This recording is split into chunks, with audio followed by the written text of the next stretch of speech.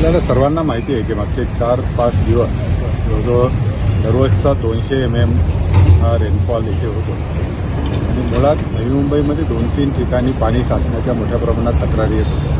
हा एक महापे शिळफाटा जो ब्रिजच्या बाजूचा भाग आहे आणि एक ऐरोली जंक्शनचं जो टी जंक्शन आहे, हे 2 महत्त्वाचे पॉईंट्स होते।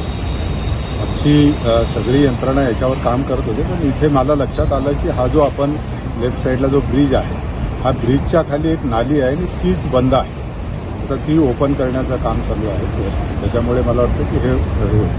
दुसरा जो आहे की MIDCने जे ड्रेन बांधली, त्याच्यावरची खालची ड्रेनच्या वर आणखीन एक ड्रेन फक्त मेशनरी वॉल टाईप आपण विटाचं बांधकाम केलं, तर ड्रेन खाली राहिली, त्यामुळे त्याच्यामध्ये पाणी जात नाही। आज तोही ब्रेक करून केला। मला वाटतं ह्या दोन्ही त्याच्यामुळे आपल्याला इथं आता पाणी साचण्याचा प्रकार जो आहे तो बंद होईल आणि टी जंक्शनलाही जिथे पाणी वरून येत होतं, आपण तिथे ऑलरेडी पंप लावले, आणखीन जास्तीचे ड्रेन होल तयार झाले आणि तिथले आता पाणी निघून गेलेलं आहे। इतरत्र खूप मोठ्या प्रमाणात झाडं पडण्याच्या तक्रारी खूप मोठ्या प्रमाणात आहेत, तर त्या सगळ्या 2 दिवसामध्ये पूर्ण 100% झाडांची कटाई करून ते आज जवळजवळ आजच्याच तारखेला वॉरफुटिंगवर पाऊस उघडल्यामुळे आज आपण ते करतो।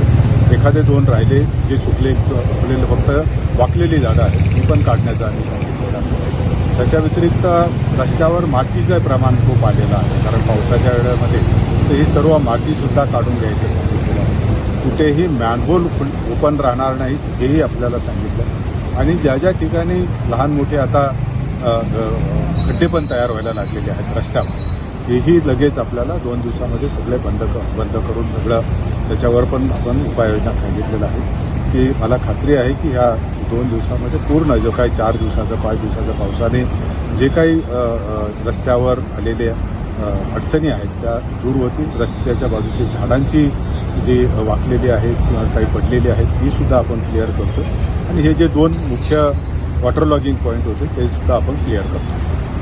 नागरिकांना आपण सगळ्या नागरिकांनी खूप सहकार्य केलं, मी त्यांचा खरोखर धन्यवाद मानतो, परंतु झाडं पडण्याचं प्रमाण किंवा पावसाबरोबरच हवाई 60 ते 70 ताशी वेगाने वारे पण वाहतात, त्यामुळे पावसामध्ये एकदा झाडाचं वजन वाढलेलं असतं, त्यावेळेस पाऊस येतो, त्यामुळे काही फांद्या पडण्याचे आहे। त्यामुळे मला मी आपल्याला सर्वांना विनंती करणार आहे की कृपा करून झाडाच्या खाली त्यावेळेस पाऊस असेल हे असेल तर उभं राहू नका, आपले वाहनं जी आहेत ती झाडांच्या खाली लावू नका, कारण जी महत्त्वाची आपलं त्याचंही नुकसान होतं, तर नागरिकांनी तिथे सहकार्य करावं एवढी एक अपेक्षा आम्ही या निमित्ताने आपल्याकडून व्यक्त करतो।